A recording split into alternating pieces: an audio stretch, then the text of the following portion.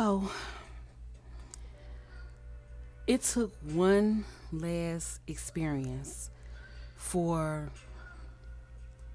Allatu to realize that she and Kane just wasn't compatible, and more than likely it wasn't from the start, and she just wanted to keep ignoring it because she didn't want to abandon him. They had an experience. Let's call this experience the seven circuits of the brain.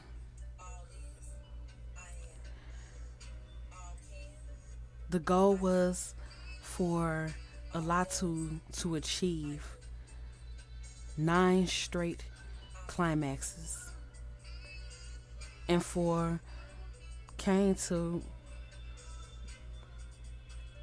retention, practice retention for 9. And it was supposed to unlock the ultimate healing for the both of them, send them into new levels of ecstasy.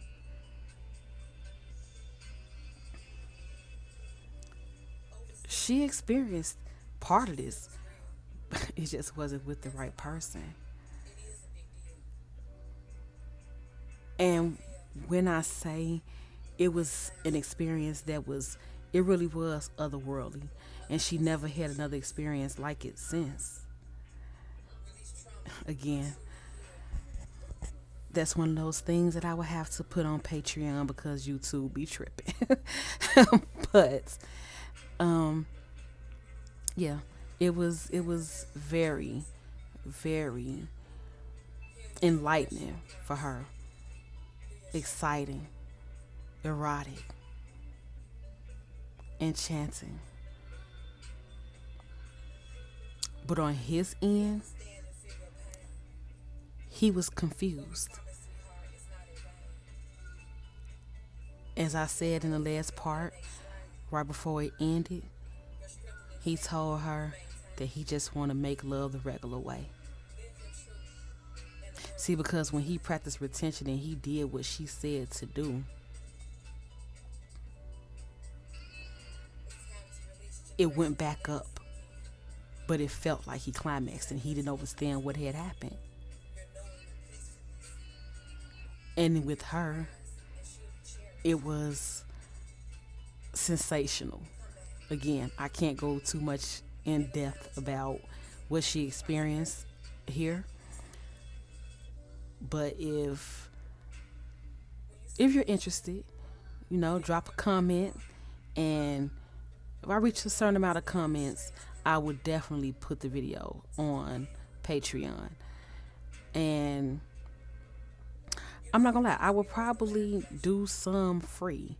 Like you probably would need a subscription at first to check out some of the content, because I want you to know, like, the story, like some of the things Allatu experience was off the chain. So, I want you to get a taste of it first before you have to do like a subscription or something like that. But I just can't talk too much about it on YouTube.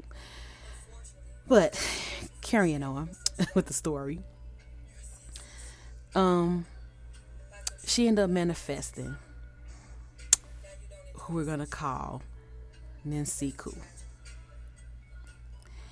Ninsiku was the activator. He was the initiator. Allatu was not even necessarily attracted to Ninsiku at first. She didn't find him to be her typical type. He wasn't ugly by no means. He was very attractive. He had very attractive qualities, but it was his energy that she felt. It was this confidence of who he is that she felt. It was a feeling of him not being a follower, of him being a leader. And she also sensed a very sensual, and if we're gonna be real about it, a nasty side to him that she wanted to explore.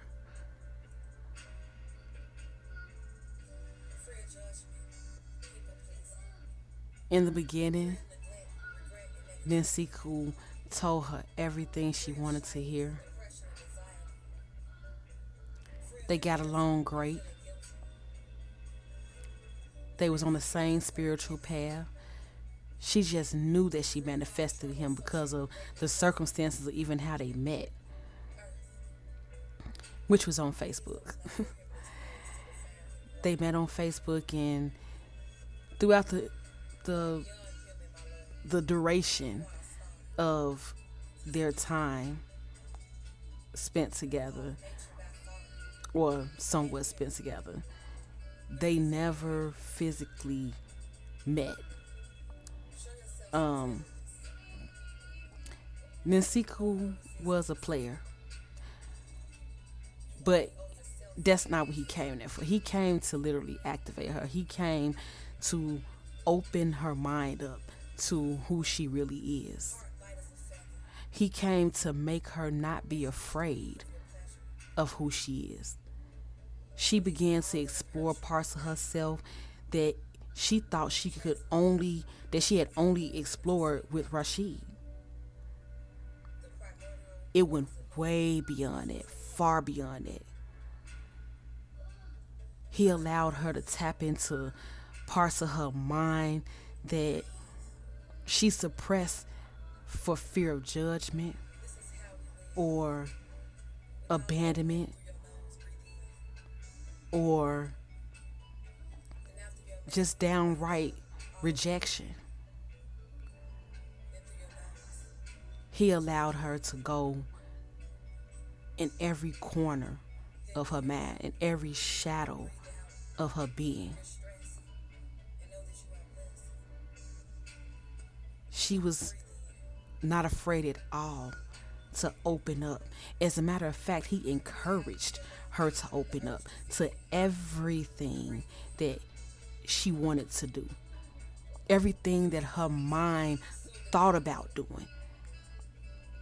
If it was a possibility, because see, the thing with Allatu is she was not afraid to try anything, well, mostly anything, at least once. At least. And she could say, okay, well, I don't like this, I'm not doing it again. And she didn't have a problem with that. If she tried something and she didn't like it, okay, yeah, that was an experience, okay. But yeah, I'm not doing that again. And she had no problem with that. The issue was that she really didn't have anyone that she can go all the way with like that without feeling judged for wanting to try certain things. See, Rashid, he was open to a lot of things, but he also had a masculine, like, he was so overly masculine that some things is like, no, we're not trying that because that's not what a man would do. It's like he was too much tapped into the physical, so she couldn't go there with him mentally like she could Ninsiku. Ninsiku didn't mind going anywhere in her mind that she wanted to go. Like I say again, he encouraged it. He encouraged things in her that she didn't even know was possible. But it was. And it was almost to the point where it was becoming a physical reality. She was like, meant like on the verge of these things coming into her physical reality. And she enjoyed every moment of this interaction, except for the point of fact that Ninsiku was a player and he was providing multiple women with this feeling. And no, Allatu did not like that at all. Allatu is a little bit possessive of things that she feel like is hers, even if they're not hers. You know? She thinks that if you're with me, you're with me. And you should be able to do everything that you desire with me, just like I should be able to do all those things with you. But Ninsiku, he did not have that same view about that. Nsiku felt like he could explore with everybody, no matter who it was. And that was his right. And it was. You know, the only thing I think Allatu was, more so upset about was him just not being honest and telling her flat out that that's what it was. And I think he didn't because he knew that she wasn't with it. I mean, she said it, of course, obviously. He knew what she wanted, just like a lot of the other women that he dealt with wanted him exclusively to themselves. And some didn't care. As long as they got a piece of the pie, they didn't care who else he dealt with. But Allatu, she cared a lot about who else he dealt with because she looked at him as hers. She looked at him like, you belong to me. And whatever it is you want to do, we shall do it together.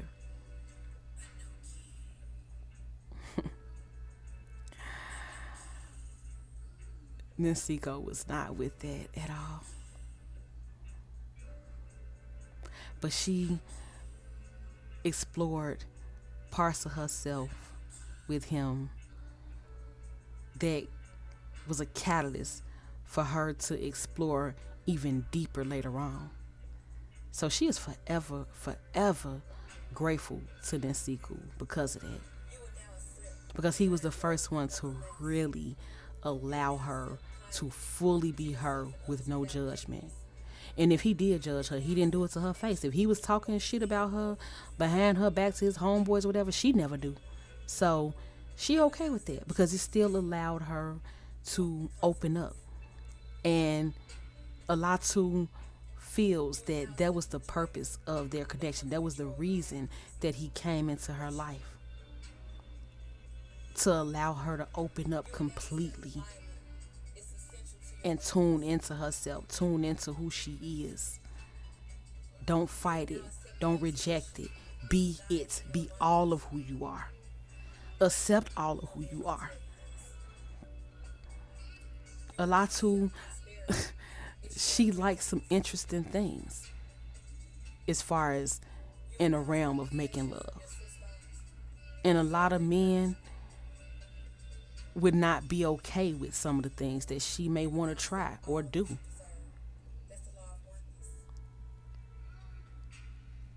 And again, Nsiku being so open to that,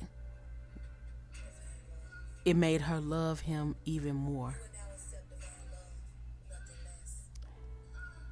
Of course, with him not being completely honest with where he was at with things between the two of them, making promises that he had no intentions on keeping. She wanted to go beyond the mental. And she didn't realize that was probably more than likely what all he was meant to do was open her up to the ideas, the thoughts of her mind and allow her to express and to not limit herself. She wanted it in the physical realm. She wanted to actually, the things, not saying every single thing that they discussed, but most things that they talked about, she wanted to do it. And she didn't want to do it with anybody else. She wanted to do it with him because he was the one who opened her mind to it. So she like, who else would I do it with? What? You know what I'm saying? She wanted to do all these things with him. Again, this is one of those things that we're going to have to go on Patreon to talk about because I can't talk about the things that Allatu wanted to do, that Nsiku allowed her to express and open up about and go there with. It was so mental. She was so mental with this. The things she imagined, the dreams, the visions, the physical experiences and sensations that she was feeling with him. For example, this is one that I can say here. When she first connected with him, the first 2 weeks that she talked to him, she was walking around on the verge of climaxing all day long. Like she was literally, I don't have another way to put this. Um, Splash waterfalls.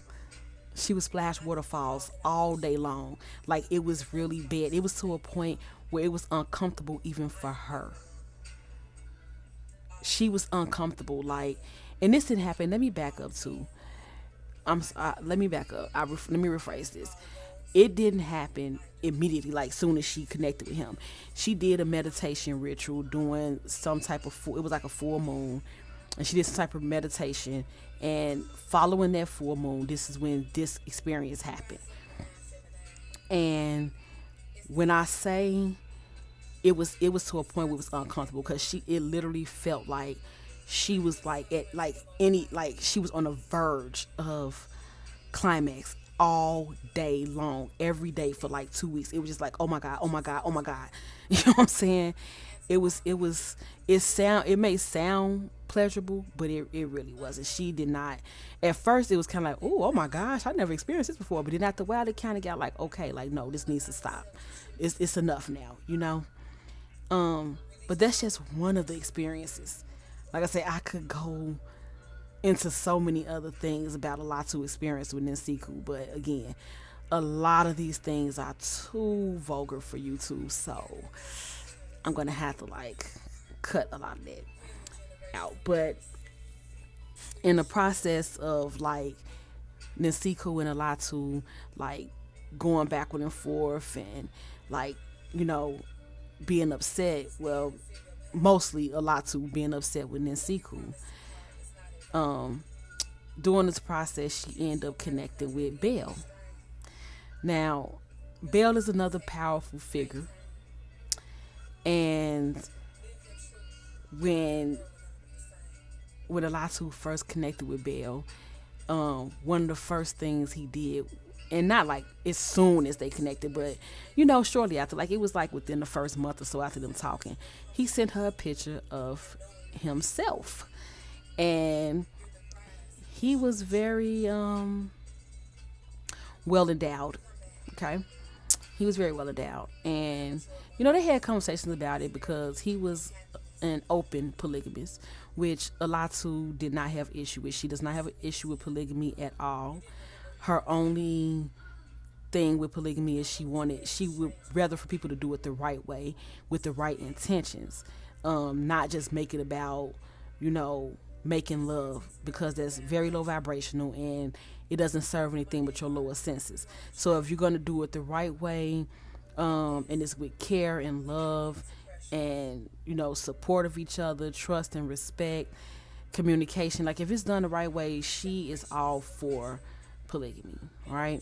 So she didn't have any issues with that. And also too, with him being with polygamy, he didn't have a problem with her exploring, you know, her other possibilities as well. So she liked that about Bill. He wasn't, you know, jealous. You know, I was like, okay, you know what I'm saying? Like I don't care what you doing with somebody else ain't got nothing to do with me, kind of thing. And being again that, you know, this wasn't somebody she was physically with, you know, it made it that much easier for her to just like kind of accept everything and to kind of go with the flow of things. But occasionally, when Belle would disappear for a little while and she wouldn't hear from him for a while, and at the same time too, her and then Seiko may be like not on the best terms, so she don't want to think about him in that type of way. Occasionally she would pleasure herself to the thoughts of Belle, and whenever she would do that, Belle would come running. Out of nowhere, he would just reach out to her. She ain't heard from him in a month or some weeks or whatever, and she would pleasure herself, and the next day he'd reach out to her. This happened about 3 times before she really caught on to, do I really be pulling him to me when I be thinking about him? And it took her back to when, you know, she tried to pleasure herself to Ali, and she couldn't even see a clear image of him. It wasn't like that when she imagined Belle. It was very clear. Always very clear. And so, yeah, it was interesting experience. But eventually things ended with Allatu and Ninsiku, because Ninsiku had a lot going on, and his dishonesty and his disrespect toward Allatu became too much for Allatu to deal with. It became too much for her to bear. She really cared deeply about him, and even beyond, being together, she just genuinely cared for him, and she did really want the best for him. But it's like he just would not be honest with her, and in that she just knew that she couldn't trust him really on any level, like not even really being a friend, because if I can't trust you, I can't trust you. That just goes across the board, whether we friends, lovers, or whatever. Like, if I can't trust you, I can't trust you. That's how Allatu felt. So it just had to end. And it ended once, like one time it ended and they didn't talk for a while. And then Ninsiku popped back up. They talked for a little while, thought they was getting back close. And she started to let her guard down, because she easily let her guard down with him, like over and over again. But she always kind of felt like, he was going to pull a rug from under her, and which he did. Every single time he did. And so this last time that he pulled the rug from under her, she was done. She was tired of it, and she just was like, I can do better than this for myself. And it wasn't a point in fact of like anything about him, because he was being himself. It was her. She knew what she did and she didn't want. She knew what she did and she didn't like. And I think a lot of times what it was with Allatu was she didn't want to try to force him to be something that he wasn't. So she was trying her best to accept him as he was, but it just did not match with her energy. And she just was having a hard time accepting that. It just like what he wanted to be, what he wanted to do, how he wanted to live his life did not match well with how she wanted to live her life. So before she completely ended with him, let me back up a little bit, because okay, so you know how I just said that she had this period with him where they didn't talk for a while. This was like toward the end, and then they end up talking again. So during that period, she came in contact with somebody named Supreme. Now, Supreme is the teacher / sorcerer, okay? Now, Supreme is who took things to another level once again. Like, each time, things went to a higher level each time. Excuse me. And this is one of the things that Allatu overstood about herself too. Like, she didn't really go backwards with men. Like, once it was over, it was over. Like, she didn't go backwards. Like, that experience already happened. If we did not make it, if we didn't make it work when we had the opportunity, then yeah, it's a wrap. And don't get it twisted, because it's like times, like for example, when she was dealing with Trigger, they would break up to make up, break up to make up. But those things was like kind of, close in proximity. It wasn't like a breakup for like a month or a year or something like that. And she went back. That would have never happened. Like, once it's over, like it's over. They know getting back together to no capacity like that. So even though in the back of her mind she was hoping, like, I'm not gonna lie, like Allatu was hoping and praying and wishing that Ninsiku got it in order, because she still wanted to have her experiences with him. She wanted to physically experience all those things that they discussed on on the mental level. You know what I'm saying? Everything else aligned. She was emotionally, with him. She was physically attracted, even though he wasn't her typical type. She was physically attracted to him nonetheless, because he was attractive. And she was emotionally attracted to him, spiritually attracted to him. The only thing was, and mentally, she was attracted to him. It was just they could not get the actual physical materialization of their relationship together. So during this process, that's when she met Supreme. Now, Supreme was physically her type. He was spiritually her type. He was mentally her type. He was like all the things that she like desired in a mate. Um, she was like, here's the thing. It was like she was very smitten with him,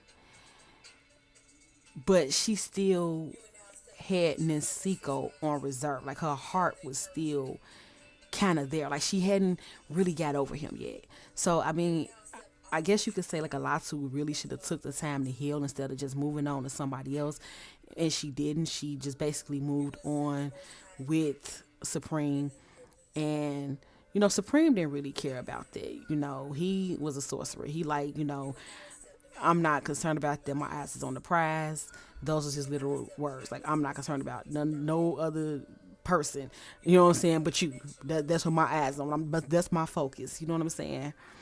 But Supreme came into Alatu's life again for awakening. Like Allatu took a lot of these experiences as like the spiritual. I mean, I'm sorry, as the physical end all be all. And when she loved hard, and she wants to actually like be with you and grow with you and all these other things. And it'd be hard for Allatu sometimes just say, maybe this is just an experience I'm supposed to be having to help me grow in certain ways. It'd be really hard for Allatu to see that sometimes. So especially like when it come down to the sexuality, because if she want to go there with you, she like Allatu was like a one man type of woman. And so if she with you, it's like she wants to be with you, and she desired very much to like just be with one person and just be with that person and just like give this person all. Like Allatu had a lot to give, and she knew how special she was, but she just wanted to give it to one person, you know.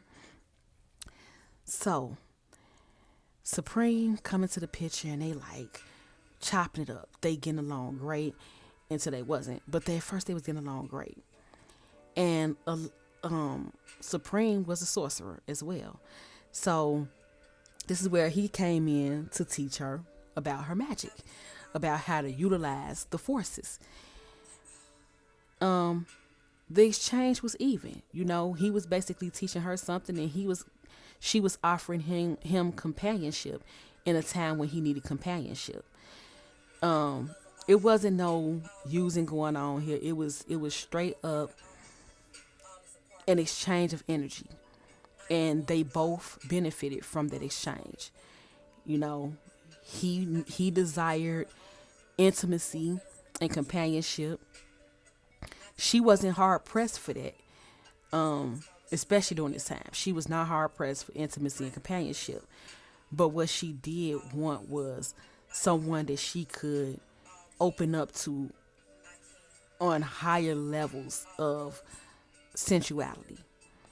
So Supreme had told her that he was going to send forces at her, and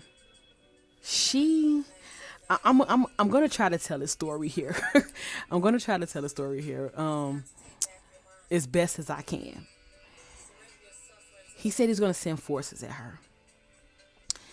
So one shadow hour, she's seen. So first of all, before we get there, Supreme was huge, okay? Like huge. Now I'm gonna say, girth wise, maybe not as large girth wise as Anthony, but definitely had him on the length. I'm just gonna keep it at that. So she knew this, and okay, whatever, right? He said he gonna send the forces at her, and she like, yeah, whatever. So one shadow hour, she laying in bed, and she started feeling something penetrating her, like really penetrating her, but it hurt. Like it hurt so bad. Like it hurt so bad. And she is just like, oh my God. Like, what the is this? You know what I'm saying? And she couldn't stop it. Like she was trying. She tried to get up. She tried to move around. It was like the feeling was following her, and it was like pressing into her and pushing into her. And it was like strong. Like she was not able to fight this off until it was like completely like filled in her. And it was like when once it like she felt filled with it, it was like now it's like her stomach is hurting. It was like, oh my, it was like the worst pain. And so the next day, she is telling she they was having a conversation. She was talking to Supreme, and they was having a conversation, and she just happened to say something along the lines of, you didn't know, she was jokingly saying it because she didn't at this point didn't really think that this could really happen. She's like, you didn't send no forces at me, did you? And he got silent. And she like, did you? And he like, well, I couldn't resist. I said, I was going to, chill and, give you time to adjust to my energy, but I just couldn't resist. Like, I needed you. And YouTube will not allow this part to be expressed. Why did it hurt so bad? Like, what the fuck? Like, what was that? And he was like, you're not used to my energy. He's like, I will do my best moving forward to be more gentle when I send forces at you. So Allatu is hearing him, but she also kind of like, I don't know, because, I never had this experience before. So could it really be that he really sent something at me? Okay. Supreme say, I'm going to do it again. This time, I'm going to be more gentle. And it was more gentle, but it still hurt because Allatu still wasn't quite used to this type of experience. But as he did it more and more, it actually became quite pleasurable, like extremely pleasurable. And then again, having this experience and Allatu's nature of wanting to unleash her sensuality, so to speak, fully and completely, unlimited. She wanted to experience this physically. There was no way that Allatu could keep this in her mind.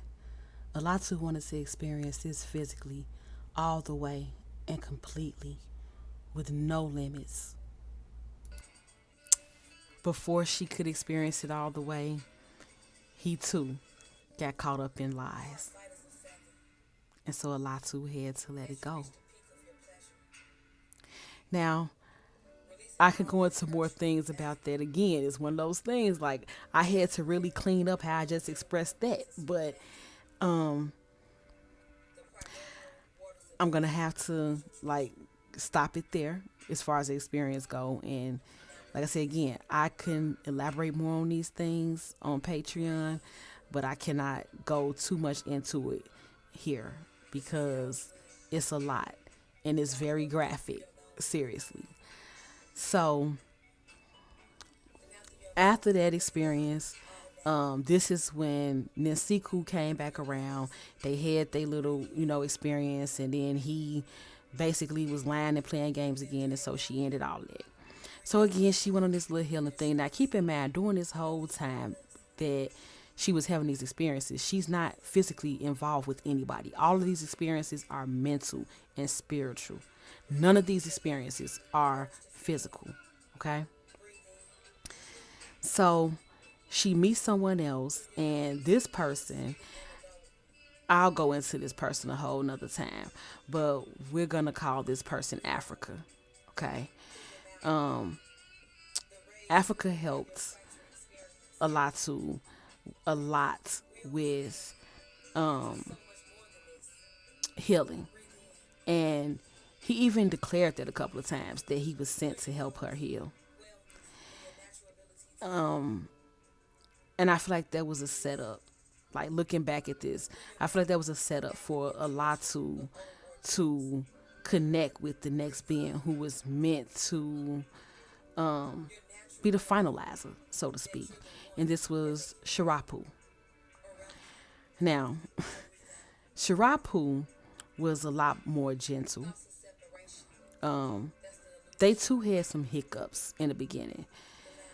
Allatu knew that Shirapu dealt with several women, but he didn't really like necessarily hide it like that. Like that, it wasn't completely hidden, but he did. He dealt with quite a few women, but eventually, Shirapu made a declaration to Allatu that he was serious about her, and that this is like you are who I want. You know, I could have any of these other women, but no, I want you though, and I'm gonna show you. And so he did. You know how they say that like when a man really wants you, he'll come and get you. Oh, he did. He really did. And I think it was because too a lot of the experiences that they were having was so overwhelming. You know, they were like tapping into each other mentally and spiritually because they both were having experiences that they would like both wake up and be like, hey, like what the you know, like again, those are some those like I literally like it's really none of those stories that I can really tell here because like they were that graphic. They were that graphic for real. um but Alatu and Shirapu, like they really they were really connected, and Alatu felt this deeply, and Shirapu made sure she felt it deeply, and they end up connecting physically. So now this is the first time in like a few years that she has had physical penetration from anybody. And this is on the backside of them actually connecting mentally and spiritually.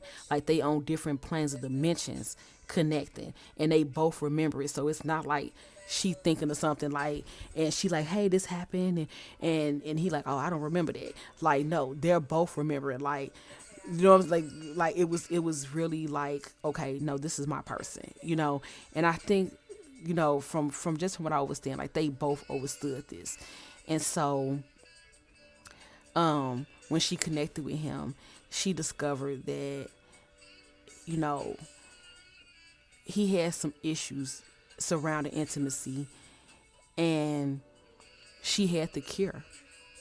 And this is what I mean by she. This is the journey where Alatu discovered how to use her power. When I say these two were manifesting together, the intimacy issues that he had when he got with her, they were cured. The things that he was having to do before her to like maintain maintain erections and things like that, he didn't need to do any of those things anymore. Like she basically cured him of those things. Or maybe he cured himself because he wanted to be intimate with Alatu that bad to where he mentally discarded all the things that he felt before that he that was mentally blocking him before. Whatever the case may be, they end up like she end up discovering through him and through her other experiences as well. But the other experiences taught her what not to do, and the experience with Shirapu taught her what to do. So with him, she learned how to really use her gifts. And I'm gonna leave it there for right now. I may come back to this. I may try to find a way to tell some of the stories, but I'm not done with the journey of Alatu. This is just the first part. This is Alatu discovering. Like this is her this is Alatu unearthing her enchanted garden. This is her learning how sacred she is. And a lot to is like a lot of women who go through life and don't fully understand the power of their portal, and when they give access to men to that portal, like, you are accepting things that are of that man, and whatever he imprint on you, whatever he put into you, you become, you give birth to that, you manifest that. And so if you with men who, are not caring to you, are not gentle towards you, are not protective towards you, you, a lot of times you exhibit these things yourself, like toward yourself. You mirroring these things, you know, back to yourself from the reflection of what they're giving to you. And it's also too, it's because you attracted them as well. Because at the same time, let's not get it twisted. You would have not attracted these beings if it was not an energy that was already residing within you. So everybody that Allatu attracted, these were men that she attracted to help her to the next level of her journey, for her to discover a new part of herself. With every experience, I would say the only experience where she kind of went back on was Nensiko, with the basically like him dealing with multiple women and she accepting it. But it was kind of a different mindset, because she just didn't want him to lie. It just wasn't so much like him dealing with other women. It was like, why are you lying about it? Like, we're not even physically together. But that lets me know, like, if we physically together, I will not be able to trust you. If you can't be honest with me and I'm not even physically in your presence, if I'm physically in your presence, what you gonna do? So that was, I think, the big thing with her for that. Like, her mindset was a little bit different from back when she was dealing with Trigger to Nansiku. However, she still attracted that energy because of a lack of self-awareness and self-love that she had within herself. And that was something that was exhibited throughout this whole storyline that I'm giving you guys. Like, I wanted you all to see, to follow the path of not Nesiko, of Allatu, and to see how she went from one experience to the next experience to the next experience, and how throughout these experiences she had to shed old parts of herself. She learned new things about herself. She had to hurt and heal over and over again until she got to a point where she didn't need those lessons anymore. And a lot of women need to take heed to Allatu's story in that sense, that you can stop the pain whenever you want to. You can stop the experience. You can stop the cycle whenever you want to. Just stop giving access to people who do not align with the goals that you have in your mind for the type of relationship that you want. If you know that's not what you want, no matter how much, you can still love a person and say, you know what, that's not something I'm willing to deal with. You don't have to stay with them. You're not going to change them. Like, accept them for who they are, but move on so that you can find somebody who is more in alignment with, or not necessarily saying find, but so that you can attract, so you can connect with someone who is more in alignment with what you want. So Allatu finally realized that when she connected with Shirapu, this is someone who is in alignment with her goals as far as the relationship go, with her desires as far as the relationship go. And like I said again, because they were in alignment on that level, they were able to manifest things that was beyond what she ever could imagine. And I'm going to explore that and much more in part 3 of this series, explaining what Allatu learned, the lessons that she learned, and recap the experiences that she had and what she took from each experience after the fact, because she didn't always get these lessons right away. Some of these things was like a pile on. It's like as time went on, and then it was like things became more and more clear as she went on to a new situation, and then a new one, all the way up into the final situation that Allatu found herself in, where she was manifesting things properly. And even with that, it cycles. So I'm gonna wrap the series up with part 3, and I'll be back with that soon. Peace. You are powerful. You are chosen. 144,000 chosen trees. Assured. We are the moon alchemists, transmuting your thoughts into gold. Ariska Gale. Yes, and Meet me in the laboratory.